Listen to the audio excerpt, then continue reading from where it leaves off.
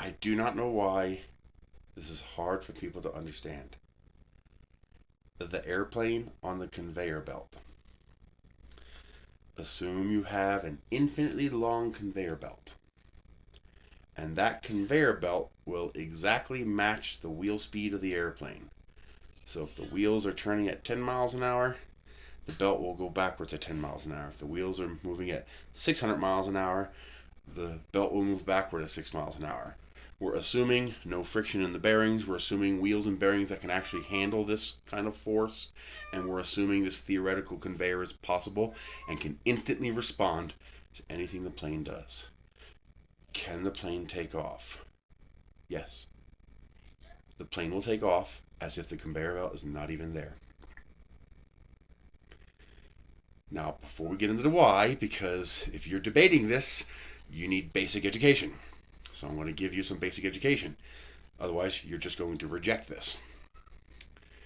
What if I put my car on the conveyor belt? Would it move? A normal car, where the engine connects to the wheels, and the reason the car is capable of going forward is because the car's engine is turning the wheels, which means the car is imparting its motion force into the surface it's sitting on. That car will not move.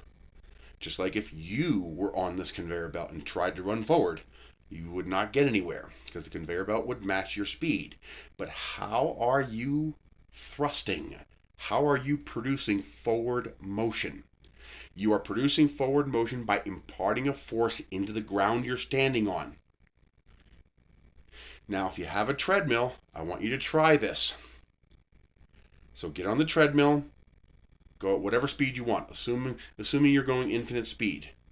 Can you move forward? Of course not. Now, have someone else grab your shirt and yank you forward. You go forward. But how? Because the person pulling you forward is not imparting a force onto the conveyor belt. They are applying a force directly to you outside of the conveyor belt. Take that same car that does not move forward on the conveyor belt, and instead of an engine driving the wheels, put a jet engine in the back of the car. Will the car move forward now? Yes. Because now the car is no longer generating forward movement via imparting force into the ground. It's now generating forward motion by doing this. Blowing air out the back. So the car is moving because it's generating thrust via the jet engine. The wheels don't matter. You can change them, you can lock up all the brakes, and assuming you generate more thrust than the friction of those brakes, you're still going to move forward. You can put skis on the car, you're still going to move forward because you're not imparting your motivational force through the ground. You're generating thrust. You're accelerating air through an engine or through a propeller and blowing the air out the back. Action, reaction. Shove air out the back, you move that way. Well, a jet engine in an airplane does the same thing. The reason the airplane moves forward has nothing to do with the ground.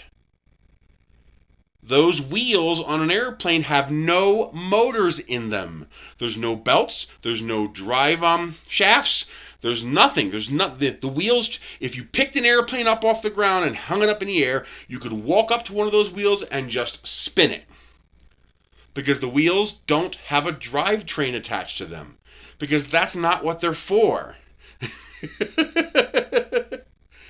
The engines suck in air and accelerate that air and blow it out the back. That thrust is how an airplane moves. It's no different than a rocket engine, except you're using the air as the mass-moving medium. In all forms of our ability to move something, it's all about moving mass. Okay? So we throw mass one direction, and we go the other direction. If you stood in front of somebody, and you both put your hands together like patty cake, and you pushed on each other, you would go backwards, and the person who pushed on you, they would also go backwards. Action, reaction. You're pushing against each other. You're throwing his mass that way, which causes you to go that way. That's action, reaction. The only difference between a jet engine and a rocket engine is that the rocket engine carries its fuel and oxidizer together as one because there's no air in space. And a jet engine uses the air that's in the atmosphere and uses that to burn the fuel and accelerate that mass out the back. Your car does the same thing, except it does it inside of a cylinder.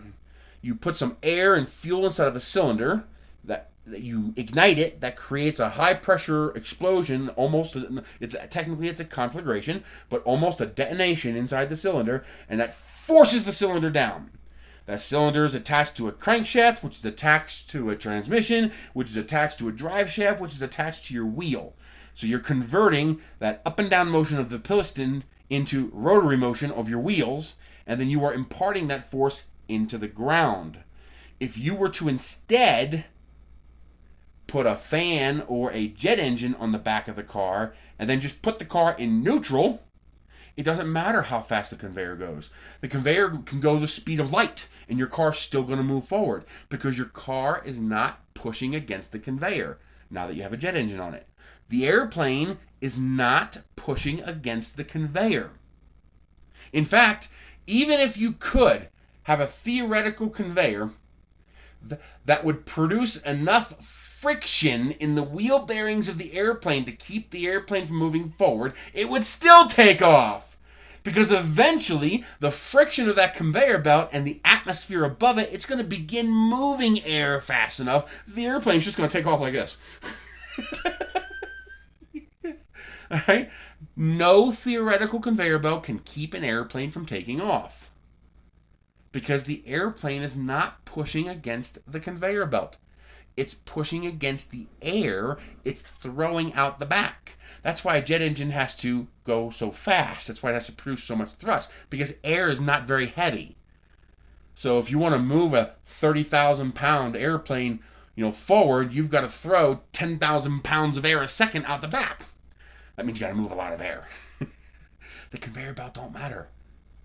A conveyor belt cannot stop an airplane from taking off, because an airplane thrusts by throwing mass out the back, by throwing air out the back, not by pushing against the conveyor belt.